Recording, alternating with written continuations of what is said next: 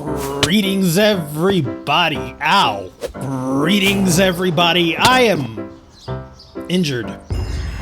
Greetings, everybody. I am Lobo. Welcome to Luna. This is episode 156 of my Minecraft survival series, and today we're going to be making our way back out to the Quarantine District, back over to our creeper farm, because there's something I want to get done here. I want to start working on the exterior. And I know I told you guys I wasn't really going to work on the exterior of anything over here in the Quarantine District, at least until we got most of the interior done, because it's all going to be part of one big build. But the thing is, I kind of need to know the exterior bounds of this area so I can do part 2 of the interior of this. So as you can see, you know, the exterior is kind of necessary at this point. And also it's going to probably, hopefully, give you a pretty good idea of what we can expect from this area in the future. But before we get started, I'm going to need some resources, specifically terracotta. We need to stock back up on that. So at this point, why don't we call Wolfred on over, put on a little bit of music, ow, and collect what we need to collect.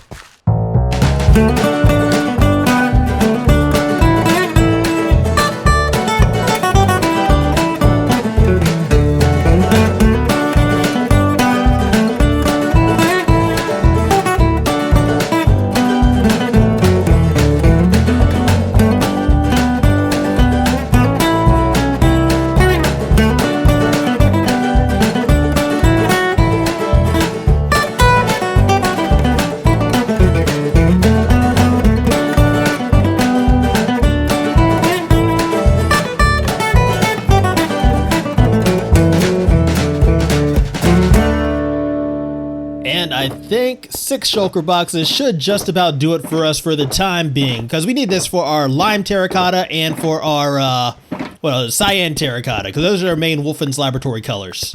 Another key block in our Wolfins Laboratory palette is acacia. I am currently collecting that, but there is something I wanted to call your attention to while I'm over here, and that's the fact that, you know, last episode we cut down some jungle, we cut down some spruce, and those never grew back because when I upgraded, quote-unquote upgraded, you know, I left some torches next to these trees right here, and turns out the double wide trees, they don't like that. So just in case anybody made the mistake of using me as an example, because I know I've told you I'm horrible at this game, you don't want to have torches next to your double wide trees. You want to move them at least off to the side a little bit. Aside from that, though, everything else over here does seem to be functioning as it should. Alright, so that should be enough to get us started, at least back to the Quarantine District. So first things first, we're going to need to run our, okay, nope, fight amongst yourselves. I was not prepared for this. Nope, escape, okay. Man, that's never fun. Now, as I was saying, before I was so rudely interrupted, first things first, we need to go ahead and extend our pillars.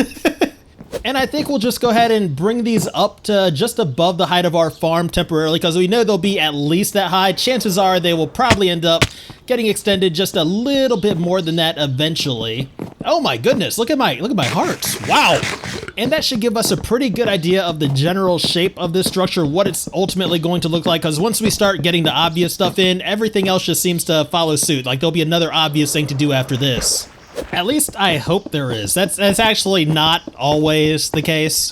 But here it does seem to be, because you know these logs are going to protrude from our structure a little bit, which means these glass blocks are going to be our actual wall, and those will probably get replaced by our terracotta at some point.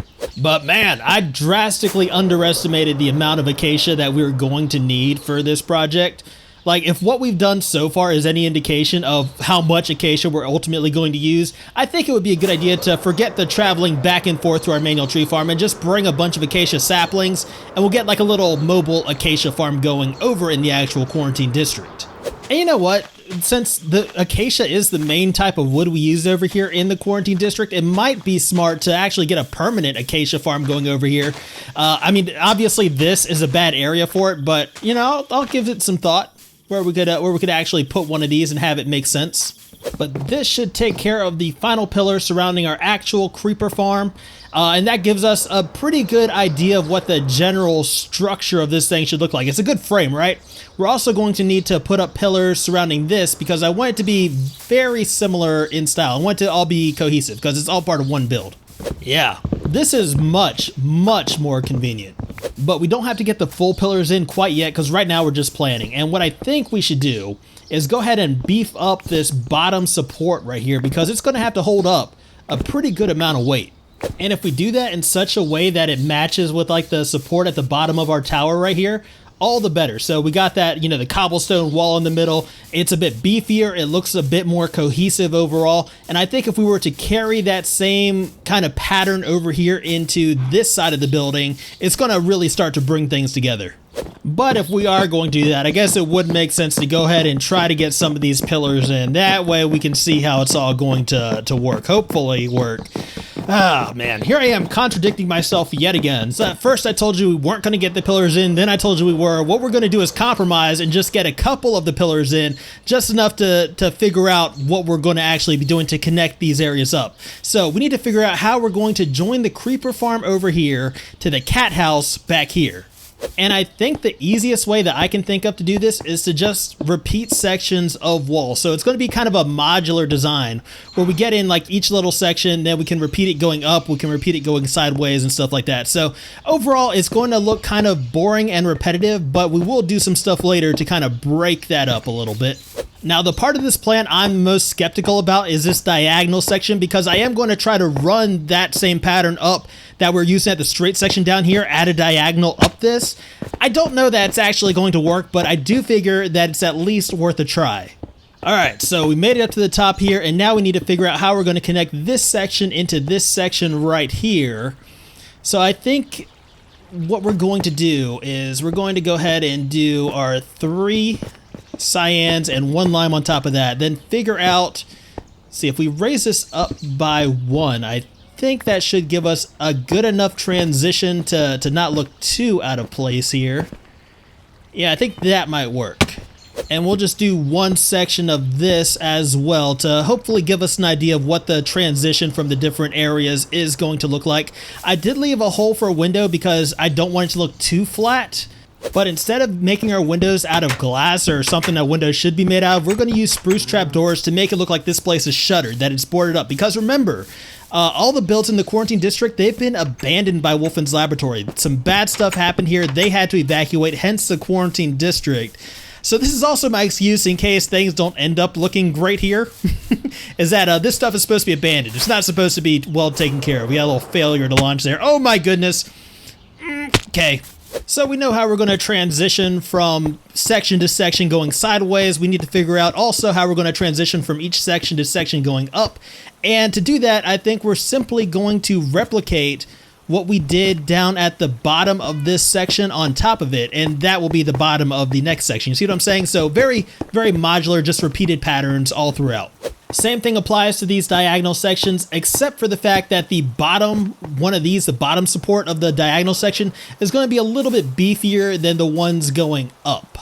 Now, the good thing about building like this in sections is that it's easy. You know, it's rinse and repeat the same pattern over and over again. That is a little bit boring though, so we're only going to really do these like these modular sections, like repeated patterns on like the sides and the back. The front is going to look a bit different. We'll get around to that a little bit later. But, you know, you have to also keep in mind, you know, the sides and the back, they're also going to be obscured by other builds that we're going to have out here. For instance, we'll have the other sections of Wolfins Laboratory pretty much surrounding this building. In the back, we'll have the giant city wall and all that stuff. So, I mean, you got to keep that in mind. You know, we're not going to be able to see a lot of this once the rest of Wolfins Laboratory is complete, but we don't want to not put the effort into it because that's going to end up showing through in the end. So I feel like at this point I have a pretty good idea of what we're going to be doing for the majority of this build, at least as far as the general structure of it goes. So what I'm thinking we do is go ahead and get the majority of the general structure of this thing built, and I stress that, the majority, not the entire thing. We're just going to do some of it today. So why don't we go ahead and call Wolford on over, put on a little bit of music, and get to work.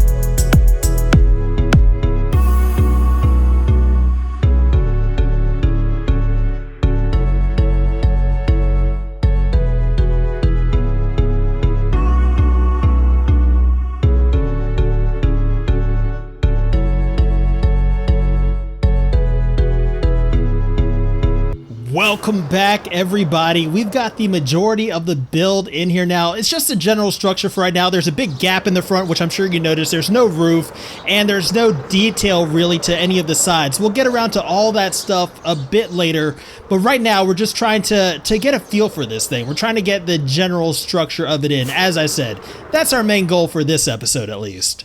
So arguably the most important part of this structure visually would be the front. And we need something that screams Wolfins Laboratory.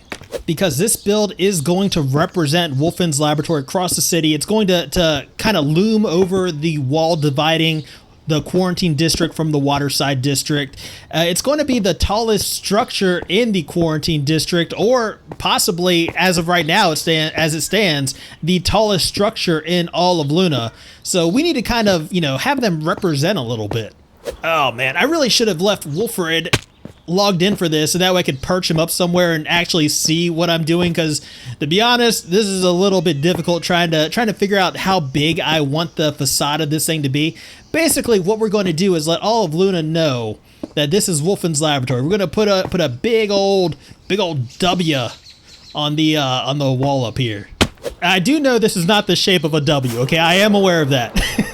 This is going to be the border surrounding the W. Like the W will be placed within this border. So we're not around to that part yet. I thought I should clarify. I know letters. And as always, and especially because this is a mob farm, we don't want to have any spawnable surfaces, so we're going to make a generous use of our slabs and stairs and stuff like that to make sure we prevent mob spawning. That's a good height. I think that's going to be good. We can roll with that. And see, even there, we have the trapdoors on the windows, so that prevents mob spawning from those areas. Now, because we do have a little bit of room, I am going to set our signage back just a tiny bit. And that should offer us a bit more depth looking at this thing from a distance, and also hopefully maybe shadow it a little bit more, because remember, this is the Quarantine District of Wolfins Laboratory. It's not supposed to be a pleasant place. But with the frame done, we need to figure out what type of color or what type of block we want to use for the background of this that'll really make, the Wolfins Laboratory sign stand out. And what I'm thinking is we go ahead and use acacia, since that is one of our main blocks that we're going to be using in Wolfins Laboratory. And when I say we're going to be using acacia and I say I want it to stand out, obviously that means we're not going with the gray bark of the acacia. We're going to go with the orange innards of this thing, or these things. Oh my goodness, what? They just grew through me. Wow. Was not expecting that. That was incredibly, incredibly rude. Oh, and if that wasn't bad enough, we spawned a friend. Oh, man. Anyway, for our orange, obviously the most efficient thing to do would be to convert these logs into planks, but I think instead of doing that, we're going to go ahead and strip them down. And I think that should be enough to give us a big old gaudy orange background that you should be able to see from the opposite side of Luna. Remember, we're not being subtle with these Wolfins Laboratory builds. We're kind of making them to be noticed, and once you notice them, you're like, oh man, let me stay away from that place, right? And now it's time to go ahead and get in that W. Remember that W I mentioned a long time ago, it seems now? Yeah, now it's about time to get that in. I probably should have just held off on mentioning that part until we got a little bit further in. That was a bit premature on my part. Alright, so this thing is going to be like super slender and long. Hopefully that gives it more of an ominous presence. I don't know. As ominous as a W can get, I guess. Oh, you know what? That's actually not bad. I kind of like that, to be honest with you. That's imposing. I feel like that's good. I feel like if Wolfins Laboratory was in the business of writing letters, that's what their W's would look like. Now, obviously, there's still a ton of work to do in this place. We still need to get our roof on here. We need to get our AFK room in a way that makes sense, and we need to, we could probably stand to do a couple more things in the interior of this as well, but we don't have time to get around to all that stuff today because we're almost out of time for filming this episode. So what I want to address real quick is Watchdog. What happened to Watchdog? Now, I've spent some time searching for him. I've been flying around in all my spare time looking for any clue, any trace of where he could have gone, what could have happened to him, and so far I found Nada, nothing, not a single thing. And it's really frustrating me.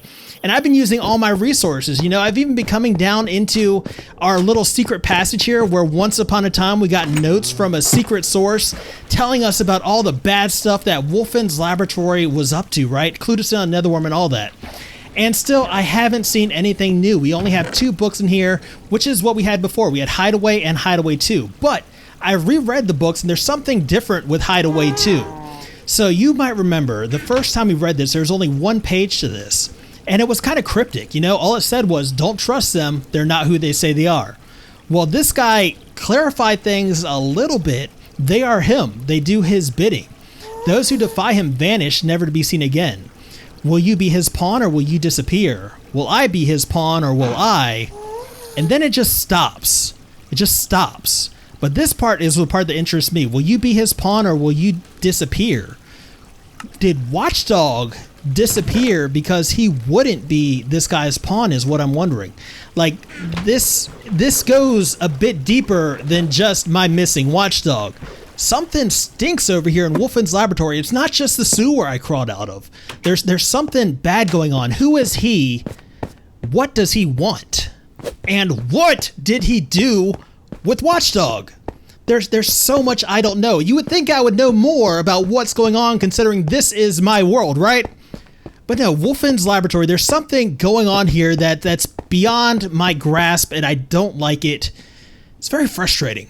It's very frustrating. It's something that we're going to get to the bottom of. We're going to start looking a little bit more deeply into Wolfins Laboratory to try to figure out what's going on. I'll probably bring in Wolford to help me on this because, man, I just don't know who to trust these days. But I do think that is going to do it for us today. I hope you enjoyed this episode. If you did, please be sure to hit that little thumbs up button. That would mean a whole lot to me. If you want to see more, please remember to subscribe. Hello, cow. And as always, I just want to thank you guys for hanging out today. I deeply appreciate it. And until next time, I am Lobo, and I will see you guys later.